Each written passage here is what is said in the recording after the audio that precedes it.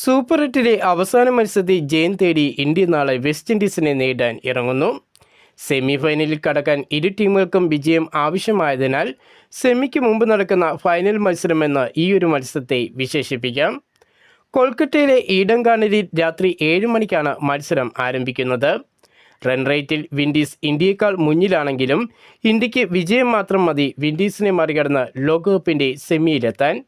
എന്നാൽ നാളത്തെ മത്സരം അത്ര എളുപ്പവുമല്ല.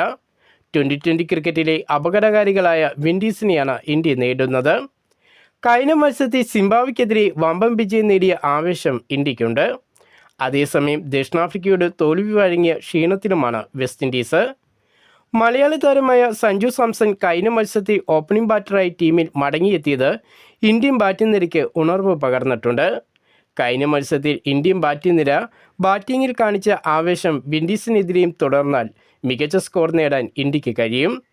വിൻഡീസ് ബാറ്റിംഗ് നിരയെ പിടിച്ചുകെട്ടുക എന്നതാകും ഇന്ത്യൻ ബൗളിംഗ് നിരയുടെ പ്രധാന വെല്ലുവിളി.